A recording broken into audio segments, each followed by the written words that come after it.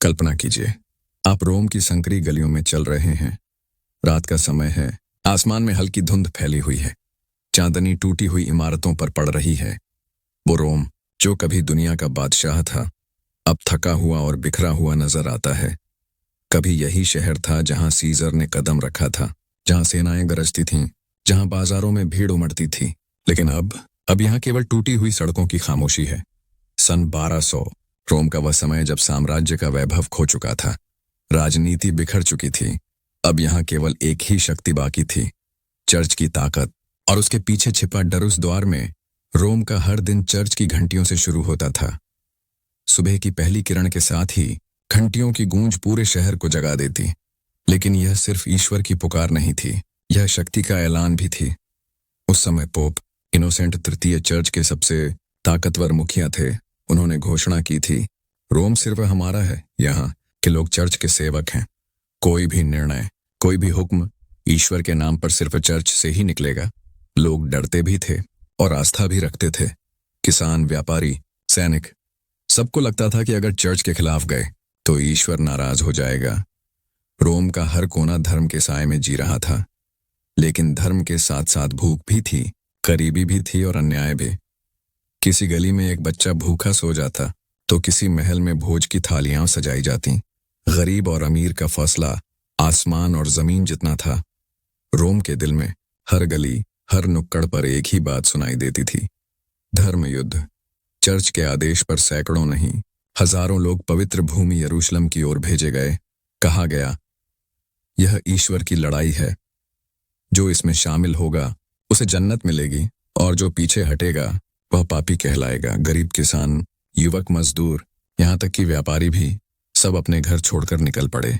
रोम की गलियों से हर दिन जुलूस निकलते, सफेद कपड़ों पर लाल क्रॉस का निशान लिए हुए, चेहरों पर उम्मीद और आंखों में भय।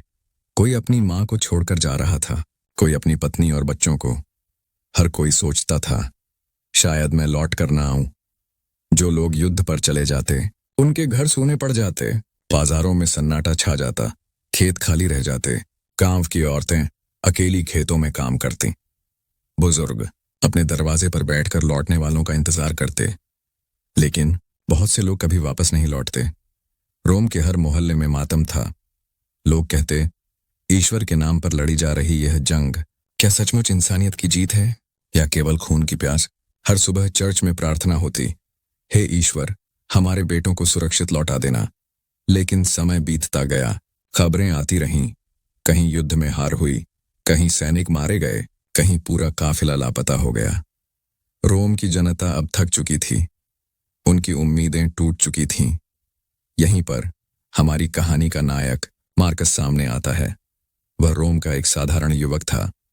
उसके दोस्त भी धर्म युद्ध में गए थे, लेकिन सालों बीत जाने के बाद भी कोई वापस न आया। मार्कस अक्सर सोचता, क्या यही है रोम का भविष्य? क्या हम सब केवल चर्च के आदेश मानने के लिए जी रहे हैं?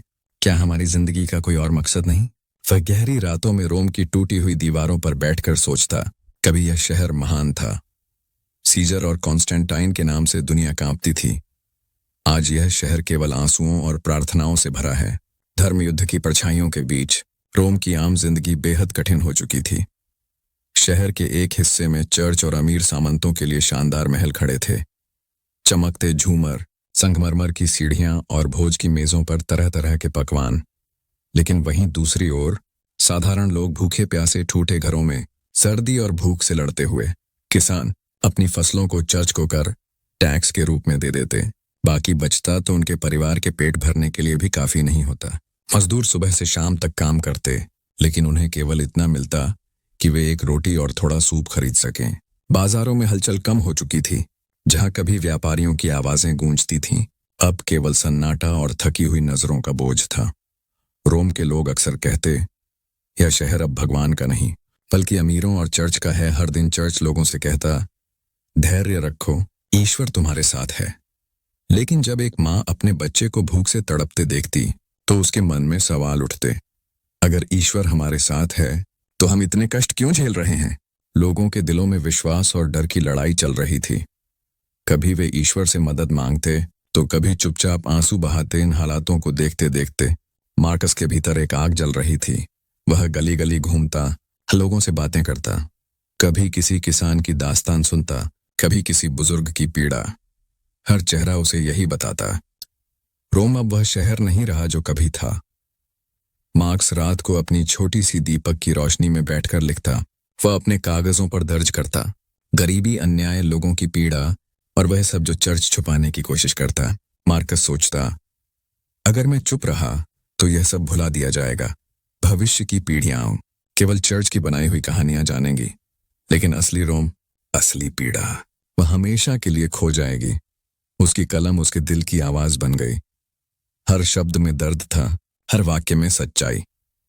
धीरे धीरे वह महसूस करने लगा कि उसकी यह पांडुलिपियां सिर्फ शब्द नहीं हैं, बल्कि आने वाले समय की मशाल है। रोम सो रहा था, लेकिन मार्कस जाग रहा था। उसके शब्द अंधेरे में चमकती एक छोटी सी रोशनी थे, एक उम्मीद है जो शायद आने वाली पीढ़ियों को रास्ता दिखाए। धीरे धीरे साल बीतते गए। रोम की हालत में कोई बड़ा बदलाव नहीं आया। चर्च की शक्ति और भी बढ़ती गई और जनता की हालत और भी बिगड़ती गई। लेकिन रोम की एक छोटी सी गली में, एक दीपक की रोशनी के नीचे, मार्कस लगातार लिखता रहा। उसकी पांडुलिपियां कहती थीं, रोम कभी महान था। वह सिर्फ चर्च का शहर नहीं था, वह इंसानी साहस, ज्ञान और संस्कृति का प्रतीक था। उसने लिखा, गरीबी को नजरअंदाज मत करो, लोगों की आवाज को दबाओ मत, क्योंकि यही आवाजें भविष्य बदल सकती हैं। शुरुआत में उसकी लिखी बातें केवल कुछ दोस्तों तक पहुंची। लोग रात में छुपकर उसकी पांडुलिपियां पढ़ते, उनमें उन्हें अपनी सच्चाई दिखाई देती। कुछ किसान कहते, यह वही है जो हम महसूस करते हैं। कुछ विद्वान कहते, यह सच है जिसे दुनिया से छुपाया जा रहा है।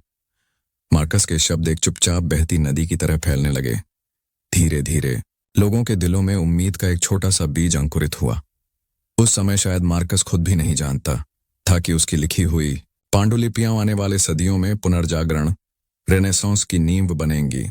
यानी वही दौर जब यूरोप ने फिर से कला, ज्ञान और संस्कृति को जगाया, जब लोगों ने फिर से सवाल पूछना शुरू किया, जब इंसान ने डर के बजाय सोच और ज्ञान को अपनाया।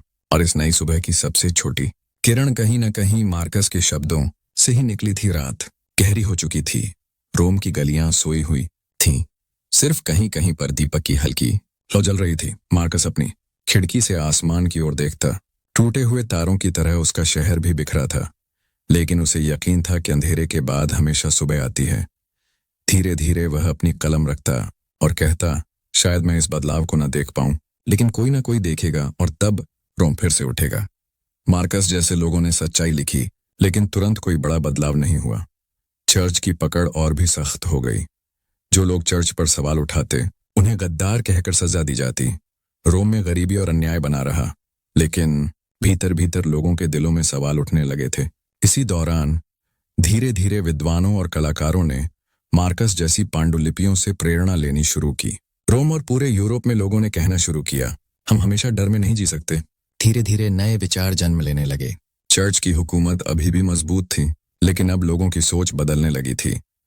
यही वो दौर था जब मार्कस जैसे गुमनाम लेखकों की बातें असर दिखाने लगीं। कलाकारों, वैज्ञानिकों और विचारकों ने कहा, ज्ञान को बंद नहीं किया जा सकता। रोम फिर से कला और संस्कृति का केंद्र बनने लगा। माइकलैंजेलो, लियोनार्डो दा विंची जैसे लोग सामने आए।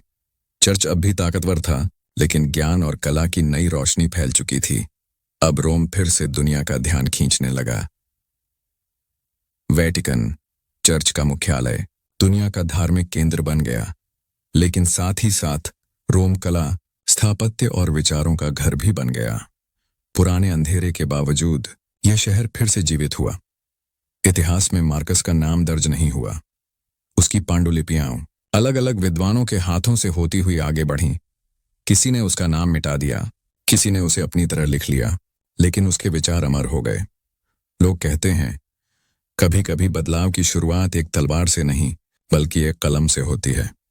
1200 का रोम अंधेरे का प्रतीक था, लेकिन वही अंधेरा आने वाले उजाले की नींव बना। आज जब हम रोम को देखते हैं, उसकी शानदार इमारतें, उसकी कला, उसकी संस्कृति, तो कहीं ना कहीं उसमें उन लोगों की आवाज भी सुनाई देती है जिन्होंने अंधेरे समय में भी उम्मीद लिखी थी। 1200 और 1300 का समय रोम के लिए अंधेरे से भरा था। गरीबी, चर्च का दबदबा, युद्ध और बीमारियां।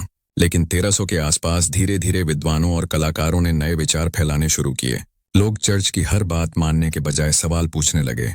यही वह समय था जब पुनर्जागरण रेनेसांस की शुरुआत हुई। 1400 के दशक में रोम और पूरा इटली कला और ज्ञान का घर बन गया। चर्च अब भी ताकतवर था, लेकिन अब रोम सिर्फ धार्मिक केंद्र नहीं रहा, वह कला और संस्कृति का केंद्र भी बन गया। यहाँ माइकलैंजेलो, राफेल और ब्राह्मम जैसे कलाकारों ने रोम की इमारतों और चर्चों को नई पहचान दी। सेंट पीटर्स बेसिलिका जैसी महान इमारतें बननी शुरू हुईं। यह समय रोम के लिए अच्छे दिनों का असली दौर था। रोम दुनिया भर से आने वाले यात्रियों, विद्वानों और कलाकारों का शहर बन गया। यहाँ नई खोजें, नई सोच और कला का विस्फोट हुआ। चर्च की शक्ति और कला का मेल रोम को फिर से दुनिया का सांस्कृतिक राजधानी बना दिया। तो भाई, रोम के अच्छे दिन 14वीं सदी 300 से शुरू हुए और 15वीं 16वीं सदी 1400 में रोम फिर से चमकने लगा। वो समय था जब रोम ने अपने पुराने जख्मों को पीछे छोड़कर नया इतिहास लिखा। सिस्टीन चैपल, माइकलैंजेलो ने यहाँ छत पर अद्भुत चित्रकारी की। क्रिएशन ऑफ एडम जैसी पेंटिंग्स, सेंट पीटर्स बेसिलिका दुनिया के सबसे भव्य चर्चों में से एक, रोम का गर्व। नवीन स्थापत्य तकनीकें, गुंबद, डोम्स, मेहराब, आर्चीज और नए इंजीनियरिंग डिजाइन, प्रिंटिंग प्रेस, 1450 किताबें हाथ से कॉपी नहीं करनी पड़ती थीं। अब हजारों लोगों तक ज्ञान पहुंच सकता था। खगोल विज्ञान, एस्ट्रोनॉमी, कोपर्निकस ने बताया कि पृथ्वी सूरज के चारों ओर घूमती है। पहले लोग मानते थे कि सूरज पृथ्वी के चारों ओर घूमता है। एनाटॉमी और मेडिसिन, इंसानी शरीर की पढ़ाई और सर्जरी में बड़े बदलाव आए। 1492 में क्रिस्टोफर कोलंबस अमेरिका पहुंचा। वास्को डी गामा ने भारत का समुद्री रास्ता खोजा। मैगेलन ने पूरी पृथ्वी का चक्कर लगाया। इन खोजों से रोम और यूरोप को व्यापार, धन और नई संस्कृतियों से जुड़ने का मौका मिला। पुराने रोमन और ग्रीक ग्रंथों को फिर से पढ़ा गया। दांते, पेट्रार्क और मैकियावेली जैसे लेखकों ने नए विचार लिखे। लोगों ने सवाल पूछने और सोचने की आजादी को अपनाया।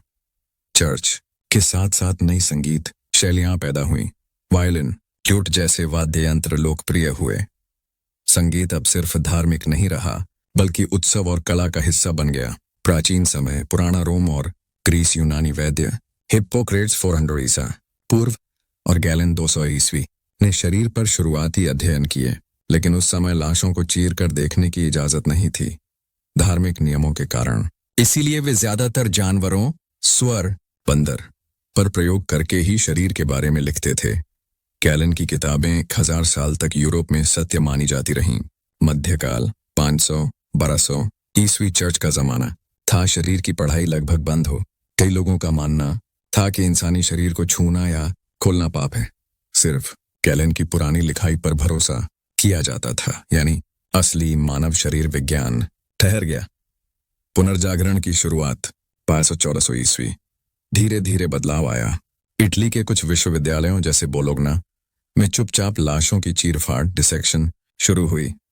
शुरुआत में ये बहुत गुप्त रूप से होती थी, क्योंकि चर्च अभी भी विरोध करता था। मध्यकाल के चिकित्सक छात्रों को जानवर और इंसानी हड्डियां दिखाकर सिखाने लगे। असली क्रांति 1500s रेनेसांस। अंद्रियास वेसालियस 1514-1504 ने सब बदल दिया। उसने लाशों पर खुद प्रयोग किए और गैलन की कई गलतियां साबित की। उसकी किताब दे ह्यूमानी कॉर्पोरिस फैब्रिका 1543 आई, जिसमें पहली बार इंसानी शरीर की सही तस्वीरें और विवरण छपे। प्रिंटिंग प्रेस की वजह से यह किताब यूरोप भर में फैली। कैसे पढ़ाई होती थी? विश्वविद्यालयों में एक डिसेक्शन हॉल बनाया जाता, बीच में लाश रखी जाती और सर्जन प्रोफेसर शरीर को काट कर समझाता। चारों ओर बैठे छात्र ध्यान से देखते और नोट्स बनाते। पेंटिंग और स्केच बनाने वाले कलाकार जैसे लियोनार्डो दा विंची भी शामिल होते, ताकि हर अंक की सटीक तस्वीर बनाई जा सके। लियोनार्डो दा विंची की भूमिका लियोनार्डो 1492-1509 ने चोरी छिपे लाशों की चीरफाड़ की। उसने 700 से ज्यादा स्केच बनाए। हड्डियां, नसें, मांसपेशियां, यहाँ तक कि भ्रूण, फीटस तक। उसकी ड्राइंग्स इतनी सटीक थीं कि आज भी आधुनिक विज्ञान उन्हें मान्यता देता है। रोम धीरे धीरे अंधेरों से निकल रहा था। कला की नई रेखाएं खिंच चुकी थीं, शरीर की गुत्थियां खुलने लगी थीं और ज्ञान की प्यास हर दिल में बढ़ रही थी।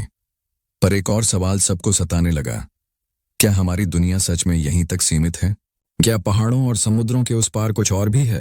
यह सवाल रोम की गलियों से उठकर पूरे यूरोप में गूंजने लगा।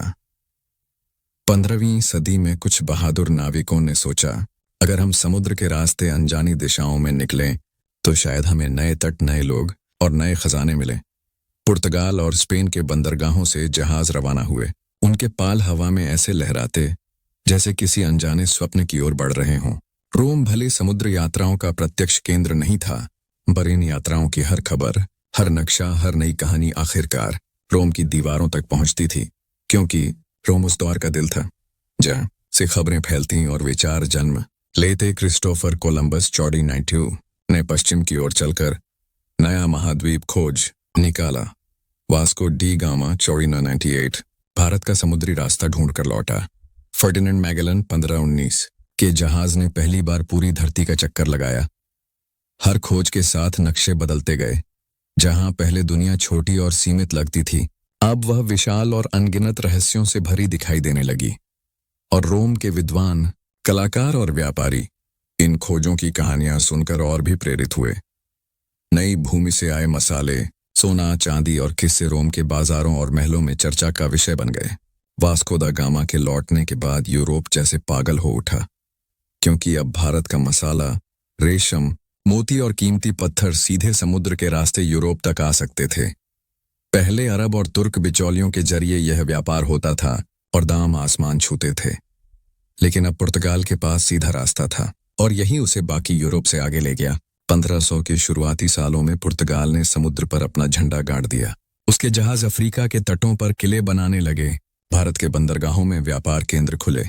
गोवा, कोच्चि और मलाबार जैसे तट पुर्तगाल के हाथों में आ गए।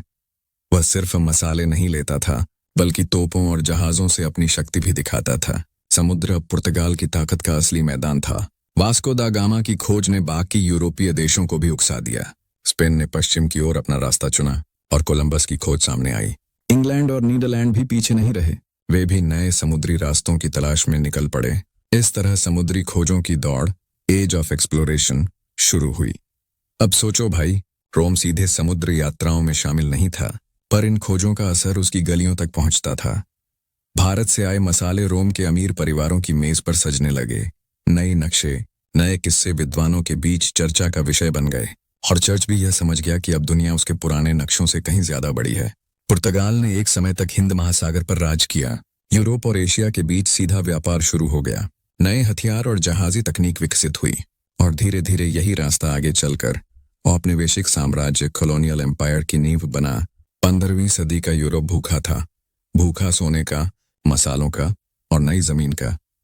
पुराने रास्ते खतरनाक थे। तुर्क और अरब बिचौलियों ने एशिया का व्यापार अपने हाथों में ले रखा था।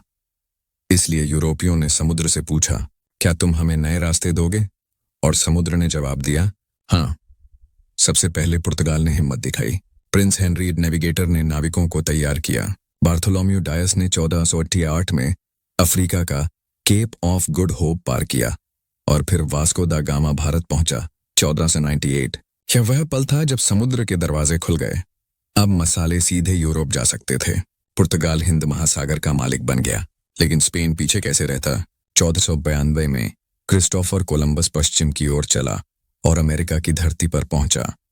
वह समझा कि यह भारत है, पर असल में यह नया महाद्वीप था। यह खोज सिर्फ नक्शा नहीं बदली, बल्कि इंसान की सोच भी हिला दी। दुनिया पहले से कहीं बड़ी थी। कुछ साल बाद 1519 में फर्डिनेंड मैगेलन निकला। उसके जहाजों ने पहली बार पूरी धरती का चक्कर लगाया। भले वह खुद वापस न आया, पर यह साबित हो गया कि धरती गोल है और जुड़ी हुई है। अब कोई भी समुद्र सिर्फ ही सीमा नहीं रहा, वह एक नया रास्ता था। 16वीं सदी के अंत तक इंग्लैंड और नीदरलैंड ने भी खेल में कदम रखा। उनके जहाज तेज थे, उनके व्यापारी चालाक। डच ईस्ट इंडिया कंपनी और ब्रिटिश ईस्ट इंडिया कंपनी ने भारत, इंडोनेशिया और चीन तक व्यापार फैलाया। अब समुद्र सिर्फ खोज का मैदान नहीं था, यह व्यापार और सत्ता की जंग का अखाड़ा बन गया। रोम भले जहाजी ताकत न बना, पर इन खोजों का असर उसकी गलियों तक पहुंचा। मसालों की खुशबू, अमेरिका का सोना, अफ्रीका और एशिया की कहानियां, सब कुछ रोम के विद्वानों, कलाकारों और व्यापारियों तक पहुंचता। नई भूमि से आए पौधे, आलू, टमाटर, मक्का यूरोप के खाने तक बदलने लगे। नई बीमारियां भी आईं और नई सोच भी। भाई, यह युग दो चेहरों वाला था। एक तरफ यह खोज और ज्ञान का युग था, जहां दुनिया आपस में जुड़ने लगी। पर दूसरी तरफ यह लूट और गुलामी का भी युग था। अफ्रीका से लाखों लोग गुलाम बनाकर ले जाए गए। अमेरिका की सभ्यताएं टूट गईं। सोना और चांदी यूरोप ले जाया गया और कई महाद्वीपों पर यूरोपीय हुकूमत बैठ गई। तो भाई, एज ऑफ एक्सप्लोरेशन वो समय था जब इंसान ने पहली बार पूरी धरती को जोड़ दिया। समुद्र अब डर नहीं रहे, बल्कि सपनों और संघर्षों का पुल बन गए। लेकिन हर खोज के साथ एक कीमत भी थी। ज्ञान और व्यापार बढ़ा, पर लालच और लूट भी उतनी ही तेजी से फैली। यही है उस युग की सच्ची कहानी, महान खोजों का युग। सबसे पहले पुर्तगालियों ने अफ्रीका के पश्चिमी तट, आज का घाना, में सोने की बहुतायत पाई। इसीलिए उस हिस्से को गोल्ड कोस्ट कहा जाने लगा। पुर्तगाल ने यहाँ किले बनाए और अफ्रीका से सोना यूरोप ले जाने लगा। टोर्नाडो के बाद जब कोलंबस अमेरिका पहुंचा तो यूरोपियों को सबसे बड़ा खजाना वहीं मिला। माया, एज़टेक और इनका सभ्यताएं मेक्सिको और पेरू में सोने चांदी के गहनों, मंदिरों और मूर्तियों के लिए मशहूर थीं। स्पेन ने इन सभ्यताओं को हराया और उनका खजाना लूटकर यूरोप ले गया। पेरू के पोटोसी और मेक्सिको की खदानों से इतना चांदी निकला कि स्पेन यूरोप का सबसे अमीर साम्राज्य बन गया। भारत सोने का देश नहीं था उतना, लेकिन यहाँ सोने चांदी की मुद्राएं और आभूषण बहुतायत में थे। मसाले, रेशम और कपड़ा भी सोने की तरह कीमती माने जाते थे। यूरोपियों ने भारत से व्यापार करके अप्रत्यक्ष रूप से सोने की बहुत कमाई की। 17वीं 18वीं सदी में पुर्तगालियों को ब्राजील में बड़ी सोने की खदानें मिली। इसे ब्राजीलियन गोल्ड रश कहा गया और इससे पुर्तगाल बहुत अमीर हुआ। पुर्तगाल के बाद स्पेन और फिर डच, नीदरलैंड और अंग्रेज भी एशिया की ओर निकल पड़े। इंडोनेशिया के छोटे छोटे द्वीप, जहां से लौंग और जायफल निकलता था, वह पूरी दुनिया के सबसे कीमती टापू बन गए। डच ने यहाँ अपनी डच ईस्ट इंडिया कंपनी बनाई और जहाजों के जरिए मसालों का सारा व्यापार अपने हाथ में ले लिया। एशिया की खोज सिर्फ मसालों तक सीमित नहीं रही। चीन के रेशम और चीनी मिट्टी, पोर्सलन ने भी यूरोप को दीवाना बना दिया। पुर्तगाली सबसे पहले मकाऊ पहुंचे। धीरे धीरे अंग्रेज और फ्रांसीसी भी चीन में व्यापार करने लगे। हर जहाज जब यूरोप लौटता तो उसमें मसाले, रेशम, चाय और चांदी की चमक होती। 1600 में इंग्लैंड ने ईस्ट इंडिया कंपनी बनाई। 1602 में नीदरलैंड ने भी अपनी कंपनी बनाई। इन दोनों ने भारत, इंडोनेशिया और चीन तक व्यापार का जाल फैला दिया।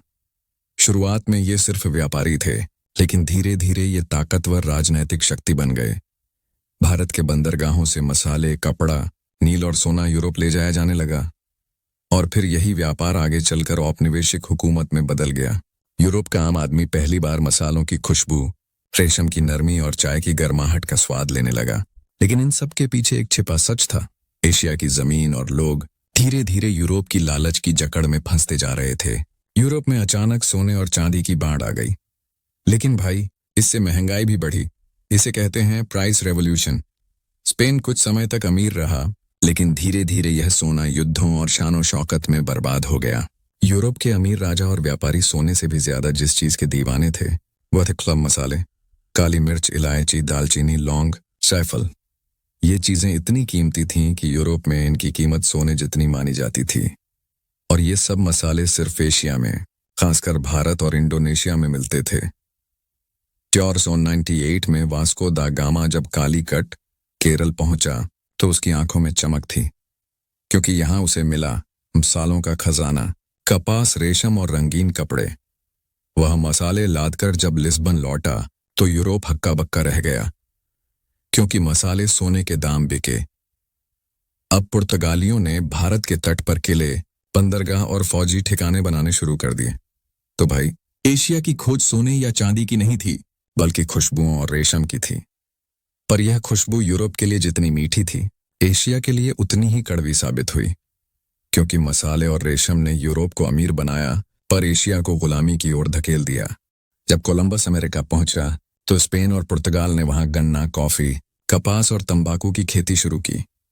ये खेत बहुत बड़े थे और इन्हें चलाने के लिए लाखों मजदूर चाहिए थे। लेकिन समस्या यह थी कि स्थानीय अमरीकी लोग बीमारियों जैसे चेचक से मरने लगे। यूरोपीय लोग कठोर मेहनत और गर्मी में काम नहीं कर सकते थे। तो अब सवाल उठा, खेतों में काम कौन करेगा? यूरोपियों ने अपनी नजर अफ्रीका की ओर डाली। अफ्रीकी मजदूर मजबूत थे, गर्मी और कठिन परिस्थितियों में जीने के आदी थे। यूरोपीय व्यापारियों को लगा कि ये लोग खेती के लिए सबसे सही होंगे, और यहीं से शुरू हुआ ट्रांस अटलांटिक स्लेव ट्रेड। अफ्रीकियों को क्यों चुना गया? शारीरिक क्षमता। अफ्रीकी लोगों को मजबूत माना जाता था, बीमारियों से प्रतिरोधक। अफ्रीकी लोग उष्णकटिबंधीय रोगों के आदी थे। सस्ता मजदूर, उन्हें पकड़कर बेच देना आसान था और ज्यादा दाम पर अमेरिका पहुंचाया जाता था। युद्ध और राजनीति। अफ्रीका में छोटे छोटे राज्यों के बीच लड़ाइयां होती रहती थीं। कई राजा अपने दुश्मनों को पकड़कर यूरोपियों को बेच देते थे। यूरोप के जहाज अफ्रीका के तट पर आते, वहां से हजारों पुरुष, महिलाएं और बच्चे पकड़कर जहाजों में भर दिए जाते। अटलांटिक महासागर पार करने की यह यात्रा, जिसे मिडिल पैसेज कहा जाता है, इतनी भयानक थी कि हर 5 में से 1 गुलाम सफर में ही मर जाता। जो बचते, उन्हें अमेरिका के खेतों और खदानों में बेचा जाता। यूरोप को अफ्रीकी गुलामों से सस्ता मजदूर मिल गया। अमेरिका के खेत सोना उगलने लगे और यूरोप अमीर होता गया, लेकिन अफ्रीका बर्बाद हो गया। लाखों लोग अपने घरों से छीन लिए गए, गांव-गांव खाली हो गए, सभ्यताएं टूट गईं और यह घाव आज तक भरा नहीं। भाई, अफ्रीकियों को गुलाम इसलिए बनाया गया क्योंकि यूरोप को अपनी नई कॉलोनियों को चलाने के लिए मजदूर चाहिए थे। लालच इतना बढ़ गया कि इंसान को इंसान नहीं बल्कि माल समझकर खरीदा बेचा जाने लगा। यही था उस दौर का सबसे काला सच। अफ्रीकी गुलामों का जीवन, आगे की कहानी। उनकी सुबह सूरज से भी पहले होती। कभी घंटी, कभी मालिक की आवाज, और सबको खेतों में जाना पड़ता। गन्ने, कपास या तंबाकू के खेत में झुककर काम करना, पीठ पर सूरज की आग झेलना और हाथों पर छाले भर जाना, यही रोज का सिलसिला था। शाम ढलते ढलते थके हारे जिस्म, पर दिमाग और दिल अब भी किसी आजादी के ख्वाब में भटकते। पर भाई, इंसान दुख में भी रोशनी ढूंढ लेता है। रात को जब सब लौटते, तो छोटी झोपड़ियों में आग जलती, लोग गीत गाते, ढोलक बजाते और बच्चों को कहानियां सुनाते। उन गीतों में दर्द भी था और उम्मीद भी, जैसे एक दिन जरूर आजादी आएगी। यही संगीत आगे चलकर ब्लूज और स्पिरिचुअल बना, जिसने दुनिया की सबसे गहरी आवाजें दी। परिवार टूट जाते थे, फिर भी गुलाम लोग नए परिवार बना लेते। कोई दूसरे की संतान को अपना बच्चा मान लेता, कोई बुजुर्ग सबके दादा दादी बन जाते। समुदाय ही उनकी असली ताकत था। अगर कोई बीमार पड़ता तो सभी मिलकर दवा ढूंढते। अगर किसी का बच्चा भूखा होता तो सब रोटी बांटते। यही भाईचारा उन्हें जिंदा रखता था। लेकिन डर हमेशा साथ रहता। अगर कोई काम से चूका या भागने की कोशिश की तो कोड़े, संजीरें या जंजीरों में बेचा जाना, यह सब सच्चाई थी। गुलामों का जीवन जैसे 2 हिस्सों में बंटा था, दिन में जुल्म सहना और रात में उम्मीद जीना। भाई, कोई भी इंसान हमेशा चुप नहीं रहता। कुछ गुलाम खेतों का काम धीमा कर देते, औजार तोड़ देते या बीमारी का बहाना करते। यह भी एक तरह का प्रतिरोध था। कुछ भाग जाते, जंगल, दलदल या अंडरग्राउंड रेलरोड नाम के गुप्त रास्तों से, और कुछ विद्रोह करते। हर छोटा कदम एक बड़ा ख्वाब था, आजादी का ख्वाब।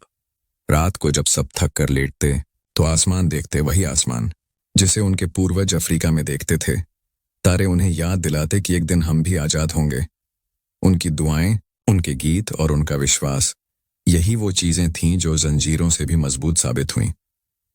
तो भाई, अफ्रीकी गुलामों का जीवन केवल दर्द की कहानी नहीं था, बल्कि उम्मीद और इंसानियत की भी कहानी थी। उन्होंने दुख के बीच गीत बनाए, अंधेरे में भी भाईचारा जिया और सपनों में आजादी को संजोए रखा। यही वजह है कि उनकी आवाजें आज भी गूंजती हैं, संगीत में, कहानियों में और आजादी की लड़ाई की याद में। 18वीं सदी के अंत में यूरोप और अमेरिका में नई सोच उठी, हर इंसान बराबर है। कई चर्च और विचारक कहने लगे, गुलामी गलत है। अफ्रीकी गुलाम खुद भी गुप्त बैठकों में आजादी के लिए योजना बनाने लगे। इन सब ने मिलकर एबोलिशन मूवमेंट, गुलामी खिलाफ आंदोलन पैदा किया। गुलामों ने कई छोटे बड़े विद्रोह किए। सबसे मशहूर था हैती क्रांति 1791-1804। हैती के गुलामों ने फ्रांस के खिलाफ बगावत की और दुनिया का पहला आजाद श्वेत गणराज्य बना। इसने पूरी दुनिया को दिखाया कि गुलाम भी आजादी हासिल कर सकते हैं। अमेरिका के भीतर भी छोटे बड़े विद्रोह हुए। नेट टर्नर, हैरियट टबमन जैसे लोगों ने अंडरग्राउंड रेल रोड से हजारों गुलामों को भागने में मदद की। अमेरिका में उत्तरी नॉर्थ राज्य औद्योगिक थे, वहां गुलामी कम थी। दक्षिण साउथ राज्य खेती पर निर्भर थे, वहां गुलामी गहरी थी। जैसे जैसे उत्तरी राज्यों में एबोलिशनिस्ट आवाजें तेज हुईं, दक्षिण के राज्यों ने उसका विरोध किया। यह टकराव इतना बढ़ा कि अंततः गृहयुद्ध, अमेरिकन सिविल वॉर 1865 छिड़ गया। इस युद्ध के बीच राष्ट्रपति अब्राहम लिंकन ने 1 जनवरी 1863 को इमेंसिपेशन प्रोक्लेमेशन, मुक्ति घोषणा की। इसमें कहा गया, जो राज्य विद्रोह में हैं, वहां के गुलाम अब और गुलाम नहीं रहेंगे। यह ऐलान प्रतीकात्मक था। इसने युद्ध को सिर्फ राजनीति नहीं बल्कि इंसानियत की लड़ाई बना दिया। गृहयुद्ध 1865 में उत्तरी राज्यों की जीत के साथ खत्म हुआ और उसी साल अमेरिकी संविधान का 13वां संशोधन 13th अमेंडमेंट पारित हुआ, जिसमें गुलामी को पूरी तरह गैर कानूनी घोषित कर दिया गया। यानी कागज पर अब हर गुलाम आजाद था। लेकिन भाई, आजादी मिलते ही सब कुछ आसान नहीं हुआ। गुलाम भले कानूनी तौर पर आजाद हो गए, पर उन्हें न जमीन मिली, न पैसा, न शिक्षा। दक्षिण में नस्लवाद, रेसिज्म और जिम क्रो लॉस जैसी भेदभाव वाली नीतियां चलती रहीं। लोगों को वोट का हक तो मिला, पर डर और हिंसा भी झेलनी पड़ी। फिर भी यही वो पल था जब सदियों की गुलामी का सिलसिला टूटा और इंसान ने पहली बार अपने दम पर खड़े होना शुरू किया। गुलामी से मुक्ति सिर्फ अफ्रीकी अमेरिकी लोगों की जीत नहीं थी, बल्कि पूरी इंसानियत की जीत थी। उनके गीत, उनके संघर्ष और उनकी हिम्मत ने दुनिया को एक सबक दिया कि कोई भी जंजीर हमेशा के लिए नहीं होती। आज भी अमेरिका और दुनिया में उनकी मेहनत, संस्कृति और आवाजें गूंजती हैं। तो भाई, गुलामी से मुक्ति की यह कहानी केवल कानून या युद्ध की कहानी नहीं है। यह हिम्मत, उम्मीद और इंसानियत की कहानी है। उन लोगों ने, जिनके हाथों में जंजीरें थीं, अपने गीतों और संघर्ष से वो दिन देखा जब उन्होंने सूरज को आजादी के साथ उगते हुए पाया। अब्राहम लिंकन और गृहयुद्ध की कहानी।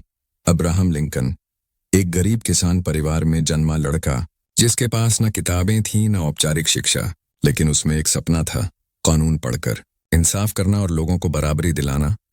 धीरे धीरे वो वकील बना, नेता बना और 1860 में अमेरिका का राष्ट्रपति चुना गया। पर उसकी जीत से दक्षिणी राज्यों में हलचल मच गई, क्योंकि लिंकन गुलामी को फैलने से रोकना चाहता था।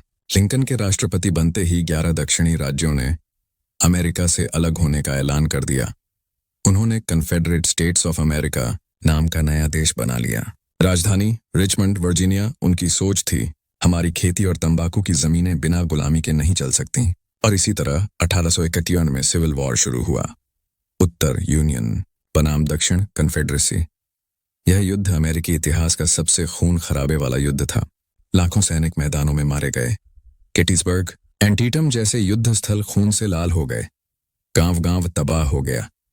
उत्तर के पास फैक्ट्री, हथियार और रेलगाड़ियां थीं। दक्षिण के पास जमीन, दास मजदूरी और सैन्य जनरल की रणनीति। दोनों तरफ लोग मानते थे उनकी लड़ाई इंसाफ की है। युद्ध के बीच लिंकन ने वह ऐलान किया जिसने इतिहास बदल दिया, इमेंसिपेशन प्रोक्लेमेशन, जिसमें कहा गया, दक्षिणी राज्यों में जो भी गुलाम हैं वे आजाद हैं। यह सिर्फ कानून नहीं था, यह युद्ध को एक नैतिक जंग बना दिया। अब यह केवल राज्यों की लड़ाई नहीं रही, यह इंसानियत की लड़ाई बन गई।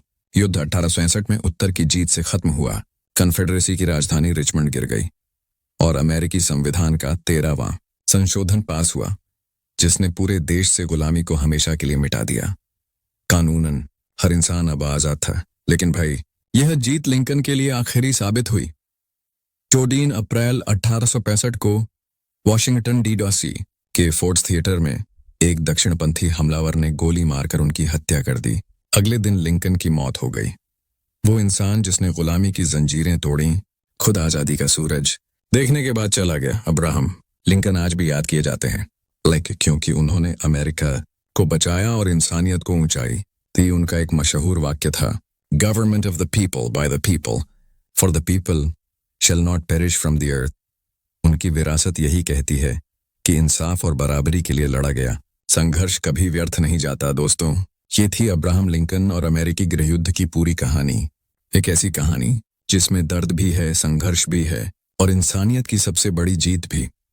अगर आपको यह सफर पसंद आया हो, वैसे तो चैनल को सब्सक्राइब जरूर करें, ताकि हम आपको इतिहास की और भी अनसुनी कहानियां सुनाते रहें। आपका धन्यवाद।